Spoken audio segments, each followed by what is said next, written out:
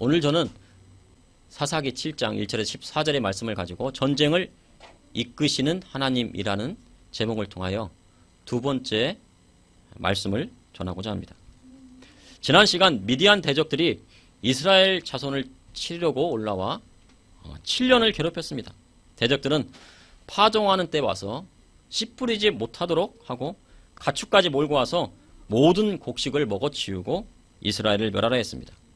이스라엘 백성들은 산으로 도망하여 웅덩이를 파고 굴과 산성을 쌓아 만들어서 피하였습니다. 그러나 7년이나 계속되는 미디안과 아말렉과 동방 사람의 괴롭힘을 받자 하나님 앞에 부르짖었습니다. 여호와께서 그 부르짖음을 듣고 한 선지자를 이스라엘에 보내서 그들이 하나님의 약속의 말씀을 듣지 않고 가나안의 우상을 하나님보다 더 두려워하며 섬겼음을 책망하셨습니다.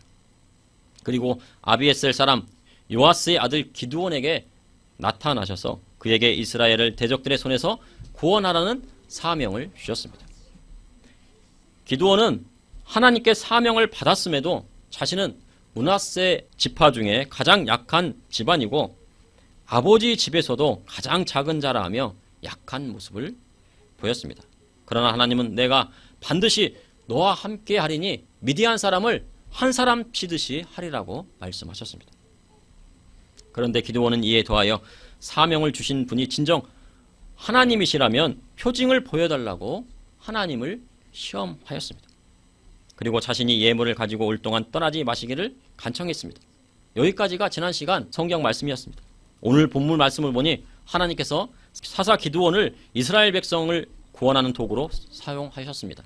그렇다면 하나님은 사사 기드온을 어떻게 사용하셨으며 이 사건을 통해 이 시대를 살아가는 성도들에게 무엇을 말씀하시고자 하는지, 그리고 이 시대를 살아가는 성도가 무엇을 깨달아야 하는지 말씀을 통해 나누고자 합니다. 첫째, 전쟁을 이끄시는 하나님은 믿는 자로 하여금은 그분의 말씀 그대로 따르기를 원하십니다. 기드온이 예물을 가지러 가서 염소 새끼 하나와 가루 한 에바로 무교병을 만들었습니다. 고기는 소쿠리에 담고 국은 양품에 담았습니다. 보통 한 에바는 밀가루 22리터입니다. 그래서 12대에 해당하는 양입니다. 그것을 가져다가 무교병을 만들어 왔습니다. 그런데 이는 내기에 하나님 앞에 드리는 예물, 그리고 그 예물을 드리는 방법과는 많은 차이가 있습니다. 기드온이 이렇게 예물 드린 것은 가나안 족속들이 우상에게 예물을 바칠 때 사용하는 방법이었습니다. 기드온은 가나안의 우상에게 예물을 드리는 방법으로 하나님 앞에 드린 것입니다. 이는 기드온이 자기의 옳은 소견대로, 즉 자신의 방법대로 하나님 앞에 예물을 드린 것입니다. 예를 들자면 차례상을 예물로 차려놓고 그곳에서 하나님을 예배하고 하나님을 섬긴 것과도 같은 것입니다. 그만큼 이스라엘 백성은 하나님을 섬기는 방법을 몰랐습니다. 그리고 여호와의 율례와 규례의 말씀도 몰랐으며 따르지 않았습니다. 그러니 사사 입다는 몰렉에게 인신 제사 드리는 풍습을 따라 자신의 딸을 인신 제사로 하나님께 드리는 오류를 범했던 것입니다. 이는 이스라엘 자손이 얼마나 하나님 말씀에 무지했는지 잘 알 수 있는 대목입니다. 이 시대도 마찬가지입니다. 성도는 하나님 말씀을 바르게 따라야 합니다. 점도 치고 사주도 보고 교회에 나와서 예배도 드리는 혼합된 신앙은 하나님의 능력을 인정하지 않고 기드온과 이스라엘 자손처럼 바알과 하나님을 혼합하여 섬기는 것과도 같은 것입니다. 성도는 우상을 버리고 오직 하나님만을 섬겨야 합니다. 그러나 하나님의 사자는 예물을 가져온 기드온에게 고기와 무교봉을 바위에 놓고 국을 바위에 부으라고 명령합니다. 기드온이 그대로 하니 여호와의 사자가 지팡이 끝을 내밀어 고기와 무교봉에 대니 불이 바위에서 나와 고기와 무교봉을 사르고 여호와의 사자는 떠나 보이지 않습니다. 그제서야 기드온은 자신이 여호와의 사자와 대면한 것을 알고 죽게 되었다고 슬피 웁니다. 그때 여호와께서 너는 안심하라, 두려워하지 말라, 죽지 아니하리라 말씀하셨습니다. 기드온이 그곳에 제단을 쌓고 여호와 샬롬이라고 하였습니다. 여호와는 평강이시라 라는 뜻입니다. 그날 밤 여호와께서 기드온에게 말씀하셨습니다. 이제까지는 기드온이 하나님을 시험하였다면 이제는 하나님께서 그분의 방식대로 기드온을 시험한 것입니다. 그리고 명령하신 것입니다. 여호와께서 기드온에게 아버지 집에 있는 7년 된 둘째 수소를 끌고 오라 하셨습니다. 7년은 미디안으로부터 받은 핍박의 연수를 상징합니다. 7년 동안 핍박받은 것을 상징하고, 그리고 둘째 소 세컨불은 히브리어에서 우수하다는 뜻도 포함되어 있습니다. 둘째라는 뜻도 있지만 우수하다는 뜻도 있습니다. 좋은 소입니다. 그리고 둘째라는 것은 이스라엘 백성이 항상 하나님보다 우상을 더 높이고 하나님을 다음으로 생각했기에 둘째 소를 드리라 하신 것입니다. 하나님은 이러한 이스라엘 백성의 죄악을 깨닫게 하시기 위해 둘째 소를 가져오라 하신 것입니다. 그리고 상성 꼭대기 이스라엘이 미디안을 방어하기 위해 세운 산성 높은 곳에 내 하나님 여호와의 규례대로 제단을 쌓고 둘째 소를 잡아 내가 찍은 아세라 나무로 번제로 드리라고 말씀하셨습니다. 그렇게 기드온은 여호와의 말씀대로 행하였습니다. 그러나 아버지 가문과 그 성읍 사람들을 두려워 종 10명을 데리고 낮에 못 가고 밤에 몰래 갑니다. 밤에 몰래 가가지고 바울 제단을 회파하고 아세라를 찍어버립니다. 나무를 패워버립니다. 성읍 사람들이 아침 일찍 일어나 보니 바알과 제단이 파괴되었고 아세라는 찍혔습니다. 그리고 새로 쌓은 제단 위에는 둘째 수소가 번제로 드려져 있습니다. 성읍 사람들은 서로 누가 이런 일을 행했는지 케어 물었습니다. 아마 10명의 종들이 따라갔으니 누군가는 그것을 이야기했을 것입니다. 캐 물어보니 요아스의 아들 기드온이 이같이 했다는 것을 알게 되었습니다. 그래서 기드온을 죽이려고 하였습니다. 그때 아버지 요아스가 아들이 죽게 된 것을 보고 재치를 발휘합니다. 너희가 다툴 필요가 무엇이냐? 만약 바알이 진짜 신이라면 그가 자신을 위하여 다투어 싸울 것이니 기드온을 가만히 놓아두어라. 진짜 바알이 신이라고 하면 기드온과 다투어서 기드온을 쓰러뜨리고 넘어뜨릴 것이다. 그냥 놓아도 된다 라고 한 것입니다. 근데 이거는 아버지 요아스가 신앙이 있어서 그런 것이 아닙니다. 그 아들을 살리고자 했던 부성에서 나온 것입니다. 그래서 그 이후 기드온은 여룹바알이라 불렀습니다. 바로 바알과 다투었다는 것입니다. 이 사건을 보면 이스라엘 백성 가운데 얼마나 우상 숭배가 팽배하였는지 알 수 있는 대목입니다. 이스라엘 백성들은 그들이 바알과 아세라를 따름으로 여호와께서 그들을 7년 동안 미디안의 손에 붙여 놓으신 것을 아직도 깨닫지 못하고 있었던 것입니다. 도리어 바알 제단과 아세라를 찍은 기드온을 죽이려 했습니다. 믿는 성도는 고통이 오고 어려움이 올 때 왜 이러한 일이 생겼는지 자신을 되돌아봐야 할 때가 있습니다. 하나님께서 연단하시려고 고난을 주시는 것도 있고 아니면 자신의 죄악 때문에 고통받는지 분별할 수 있어야 참된 신앙인이 되는 것입니다. 이렇게 나무나 돌을 깎아 만든 우상은 아무런 힘이 없습니다. 깎아 만든 우상은 사람의 몸도 영혼도 죽이지 못합니다. 그것은 사람이 만든 것이기 때문입니다. 그럼 그 우상을 만든 사람이 높습니까? 아니면 깎아 만든 우상 자체가 더 높습니까? 그것은 바로 만든 장인이 우상보다 더 높은 것입니다. 그러니 믿는 자는 우상에게 절하면 안 됩니다. 깎아 만든 우상보다 높은 것이 그것을 만든 장인이고 그 장인보다 높으신 분이 온 우주 만물을 창조하시고 사람을 지으신 하나님이 높으신 것입니다. 그러므로 우상 숭배하는 자는 전쟁에서 절대 이길 수가 없습니다. 그러니 전쟁을 이끄시는 하나님은 믿는 자로 하여금 하나님 말씀을 철저히 따르기를 원하시는 것입니다. 둘째, 전쟁을 이끄시는 하나님은 모든 성도와 교회가 모든 것을 하나님께 맡기고 나아가길 원하십니다. 그때 미디안과 아말렉과 동방 사람들이 다 함께 모여 요단강 건너 이스라엘 골짜기에 진을 쳤습니다.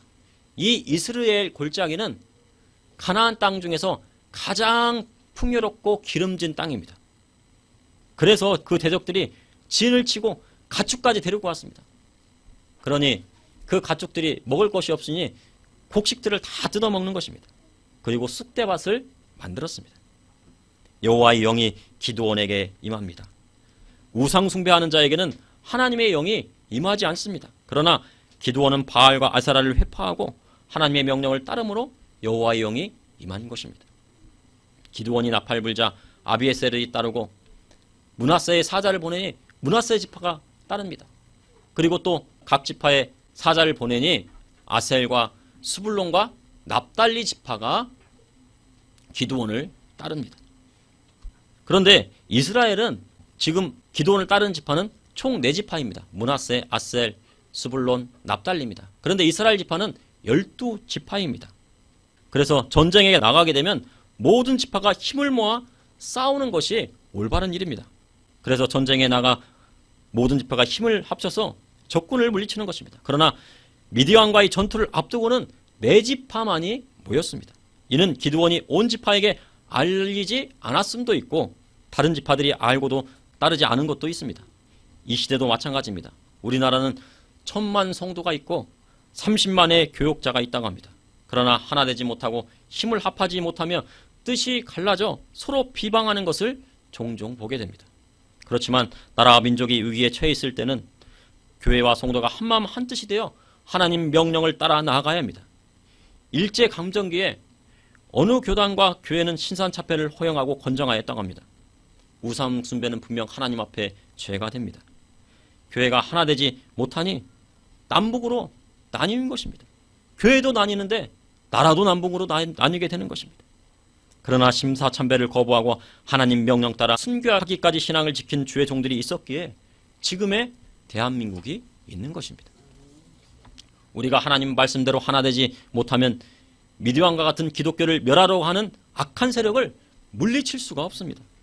한마음 한뜻이 되지 않으면 나라도 잃고 신앙생활도 유지하기도 어렵게 되는 것입니다. 지금도 북녘 땅에는 김일성과 김정일 동상을 세워놓고 그곳에 절하도록 강요합니다.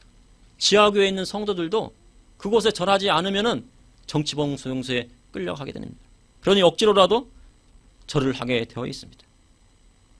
그러니 북한 땅 전체가 가난으로 뒤덮여 있는 것입니다. 작년에도 홍수가 나서 모든 것을 다 쓸어갔는데 올해도 식량난이 급격도로 높아지고 있다고 합니다. 국경이 봉쇄되고 코로나19로 인해서 많은 어려움을 겪고 있다고 합니다. 그리고 북녘 땅은 믿는 자들을 핍박하고 있습니다. 북한 정권이 무너지지 않는 한 그러한 악행은 계속될 것입니다. 그러니 한국교회는 하나 되어야 합니다. 이렇게 여호와 하나님의 영이 감동하여 4지파가 힘을 합하였으나 기드온은 믿음이 약하여져 하나님을 다시 시험합니다. 기드온은 믿음이 너무나도 약한 사사였습니다. 그리고 무지한 신앙을 가지고 있었습니다. 만약 주께서 이미 말씀하신 것 같이 내 손으로 이스라엘을 구원하시겠다고 하면 표징을 보여달라고 또 다시 간청을 합니다. 하나는 양털만 적게 하고 주변은 마르게 해달라는 것입니다. 양털은 적게 하고 주변 땅은 마르게 해달라는 것을 기도했습니다. 기드온이 아침에 양털을 짜보니 이슬이 물그릇에 가득합니다. 양털은 젖었는데 온 땅은 말라 있습니다. 그래도 다시 한번 표적을 구합니다. 둘은 양털만 마르고 주변 땅은 이슬이 있게 해달라고 합니다. 그 밤에 하나님이 그대로 하시니 양털은 마르고 주변 땅은 이슬이 흥건하게 젖어 있습니다. 이제 기드온이 모든 백성과 일찍 일어나 하롯셈에 진을 쳤습니다. 이제 2가지 표징을 봤으니 하나님 말씀을 따라야죠. 그런데 하롯셈은요, 두려움의 셈이라는 뜻이 있습니다. 이것은 기드온의 마음을 정확하게 말씀하고 있는 것입니다.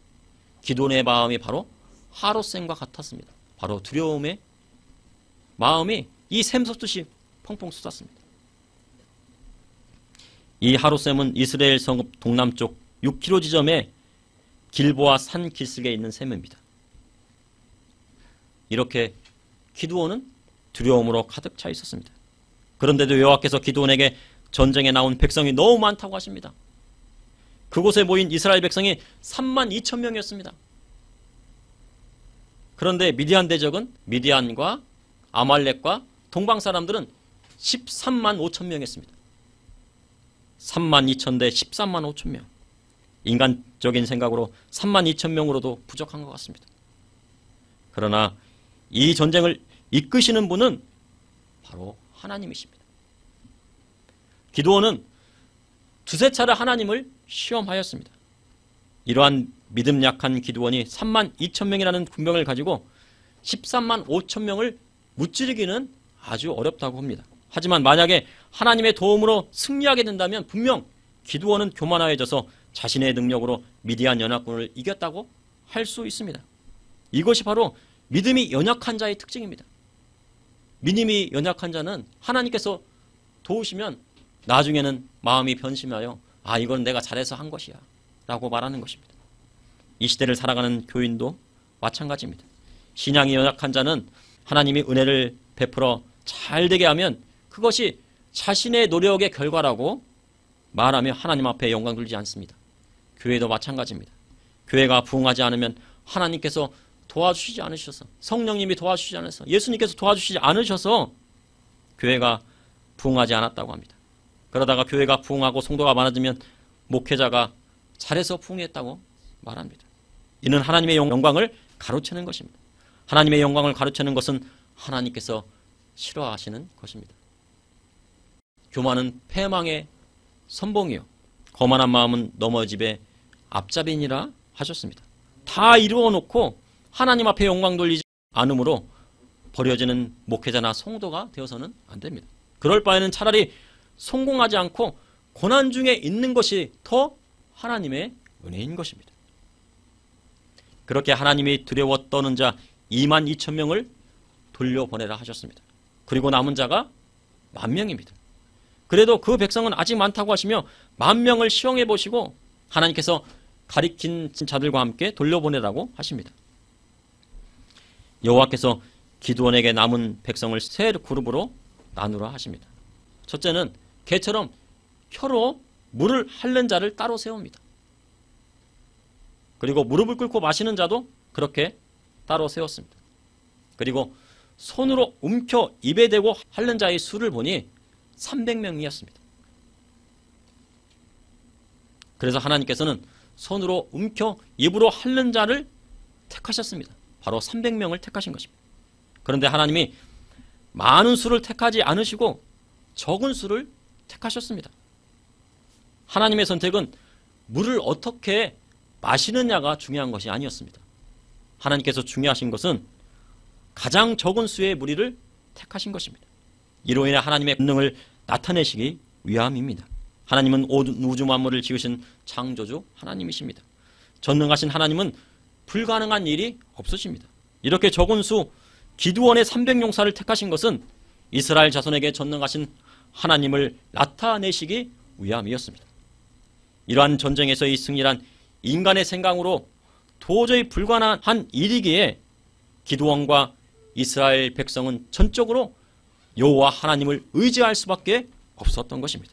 그러므로 전쟁을 이끄시는 하나님은 모든 성도와 교회가 하나 되어 모든 것을 하나님께 맡기고 나아갈 때 승리로 이끌어 주시는 것입니다.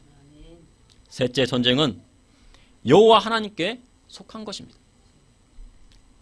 오늘 본문 말씀 사사기 7장 9절에 그 밤에 여호와께서 기드온에게 이르시되 일어나 진영으로 내려가라. 내가 그것을 내 손에 넘겨주었느니라. 전쟁은 수의 많고 적음에 달려있는 것이 아닙니다. 전쟁은 하나님께서 함께 하시느냐 하지 않으시냐에 따라서 승패가 갈리는 것입니다. 특히 하나님께서 이끄시는 전쟁, 이 성전은 더욱 그러한 것입니다. 그런데 기드온은 두려웠습니다. 이는요 믿음이 적었기 때문입니다. 미디안 연합군은 13만 5천 명이나 되는 대군으로 낙타를 타고 있습니다. 다 낙타를 타고 있어서 높은 곳에서 칼을 휘두를 수가 있습니다. 13만 5천 명 대 300명의 싸움은 다윗과 골리앗의 싸움보다 승리할 확률이 더 낮은 싸움이었습니다. 그러나 하나님은 두려워하는 기드온에게 부하와 함께 적진에 가서 그들의 말을 들으라 하셨습니다. 그리고 그 후에 내 손이 강화해져서 그 진영으로 내려가리라 하셨습니다. 하나님은요 어떻게든 기드온을 설득하여 이스라엘 백성에게 구원을 베풀어 주시기를 원하셨습니다. 이것이 아버지 하나님의 마음입니다. 이것이 부모의 마음입니다.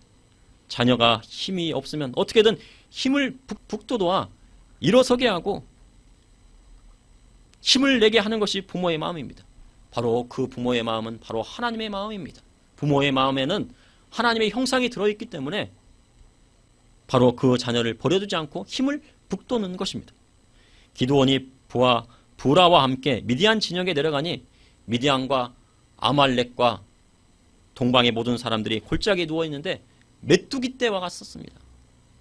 메뚜기 떼라는 것은요, 정말로 수많은 메뚜기 떼입니다. 중동 지방에는 메뚜기를 가장 무서워합니다. 메뚜기 떼가 한번 지나가면은요, 세상에 남는 것이 없습니다. 다 갉아먹기 때문에. 그 정도로 바로 미디안 사람이 많았던 것입니다. 그리고 그들이 타고 온 낙타는 해변에 모래알 같았다고 합니다. 모래알을 셀 수 없는 것처럼 셀 수 없이 많은 낙타들이 왔습니다. 그리고 그 낙타들이 이스라엘 골짜기에 있는 모든 곡식들을 뜯어먹고 있었던 것입니다. 사사기 7장 13절에 14절에 기드온이 그곳에 이른즉 어떤 사람이 그의 친구의 꿈을 말하여 이르기를 보라 내가 한 꿈을 꾸었는데 꿈에 보리떡 한 덩어리가 미디안 진영으로 굴러 들어와 한 장막에 이르러 그것을 쳐서 무너뜨려 위쪽으로 엎으니 그 장막이 쓰러지더라. 그의 친구가 대답하여 이르되 이는 다른 것이 아니라 이스라엘 사람 요아스의 아들 기드온의 칼이라. 하나님이 미디안과 그 모든 진영을 그 손에 넘겨주셨느니라. 기드온은 하나님께서 직접 말씀하실 때에는 두려움에 쌓여 있다가 적군들이 하는 꿈 이야기와 그 꿈에 대한 해몽을 듣고 용기를 얻게 됩니다. 그리고 하나님께서 진정 미디안을 기드온의 손에 넘겨주신 것을 확신하였습니다. 이 시대도 마찬가지입니다. 하나님의 말씀으로는 깨닫지 못하다가 세상 사람들의 말과 세상에 되어지는 일을 통해 하나님의 역사를 깨닫는 경우가 있습니다. 그러나 세상 사람들의 말을 통해서 깨닫는 것보다 하나님께서 말씀하신 그리고 주님께서 말씀하신 복음의 말씀으로 깨닫는 것이 더 성숙한 신앙인 것인 것. 그러니 성도에게 고난이 오고 힘이 들 때 세상 사람들의 이야기를 듣고 깨닫지 말고 하나님의 말씀과 기도를 통하여 주님의 뜻을 깨달아야 하는 것입니다. 내가 거룩하니 너희도 거룩할지니라. 디모데전서 4장 4절에서 5절에 하나님께서 주신 모든 것이 선함에 감사함으로 버릴 것이 없나니 하나님의 말씀과 기도로 거룩하여 짐이라. 그러니 성도는 하나님의 말씀과 기도로 나아가야 하는 것입니다. 하나님의 말씀과 기도로 나아갈 때 성도는 거룩하여 지는 것입니다. 경건의 삶을 살 수가 있는 것입니다. 사사기 7장 15절에 기드온이 그 꿈과 해몽하는 말을 듣고 경배하며 이스라엘 진영으로 돌아와 이르되 일어나 여호와께서 미디안과 그 모든 진영을 너희 손에 넘겨주셨느니라. 기드온은 300명을 세대로 나누어서 나팔과 빈 항아리와 그 빈 항아리 안에 횃불을 감추고 적군의 진영을 에워싸고 외치니 적군의 진영에서 자기들끼리 칼로 쳐서 죽이고 적군이 도망합니다. 적군의 뒤를 쫓아 13만 5천 명의 적군을 쳐 부수었습니다. 그러므로 전쟁은 수에 많고 적음에 있지 않습니다. 전쟁은 하나님께 속한 것입니다. 하나님께서 함께 하시는 전쟁은 승리하게 되는 것입니다. 그것이 바로 주님께서 말씀하시는 승리의 공식입니다. 코로나19의 확산세가 빨라지고 있습니다. 변이 바이러스까지 왔다고 합니다. 다음 주부터는 교회 예배도 비대면으로 드려야 한다고 합니다. 교회와 믿음의 성도는 마음을 굳게 하여 영적으로 흔들림이 없어야 승리할 수 있습니다. 적들이 많고 이길 수 없는 싸움 같아 보여도 하나님께서 함께 하시면 승리할 수 있는 것입니다. 마태복음 11장 28절에 예수님께서 몸은 죽여도 영혼은 능히 죽이지 못하는 자들을 두려워하지 말고 오직 몸과 영혼을 능히 지옥에 멸하실 수 있는 일을 두려워하라 하셨습니다. 하나님 앞에 드리는 예배를 귀히 여기고 하나님을 사랑하며 하나님의 계명을 지키는 자에게는 천대의 은혜를 베풀어 주시는 것입니다. 그 가문과 자손에게 하나님의 은혜를 천대에 이르게 하시는 것입니다. 그러므로 하나님 앞에 드리는 예배를 귀히 여겨야 하는 것입니다. 그러므로 전쟁을 이끄시는 하나님은 믿는 자로 하여금 그분의 말씀 그대로 따르기를 원하십니다. 전쟁을 이끄시는 하나님은 모든 성도와 교회가 하나 되어 모든 것을 하나님께 맡기고 나아가길 원하십니다. 전쟁은 여호와 하나님께 속한 것이니 주님만 의지하고 나아가면 진정한 승리를 얻게 되는 것입니다. 시간 잠시 기도하시겠습니다. 사랑의 하나님 감사합니다. 오늘 말씀을 통하여 깨닫게 하여 주심을 감사합니다. 오직 주님만을 따라가게 하여 주시고 하나님의 말씀대로만 나가게 하여 주시고 하나님의 그 말씀대로 온전히 따를 수 있는 신앙이 될 수 있도록 인도하여 주시옵소서. 세상 것도 취하고 하나님의 말씀도 취하는 자가 아니라 하나님의 말씀만을 붙들고 나아갈 수 있도록 인도하여 주시고 세상의 악한 모든 우상과 죄악들은 버리고 온전히 순전한 마음으로 나갈 수 있도록 인도하여 주시옵소서. 내가 거룩하니 너희도 거룩할지니라 하신 주님의 말씀을 따라서 주님, 우리가 하나님의 말씀과 기도로 거룩하게 살아갈 수 있도록 인도하여 주시옵소서. 아버지 하나님, 다음 주부터는 또한 어려움이 있습니다. 그렇지만 그 어려움 속에서도 우리의 신앙을 지키기를 원합니다. 주님, 우리를 붙들어 주시고 우리의 믿음을 지킬 수 있도록 주님께서 붙들어 주시고 인도하여 주시옵소서. 어떤 바람과 태풍과 어떤 고난이 온다고 해도 우리의 신앙을 지키고 하나님께 드리는 예배를 귀히 여기게 하여 주시옵소서.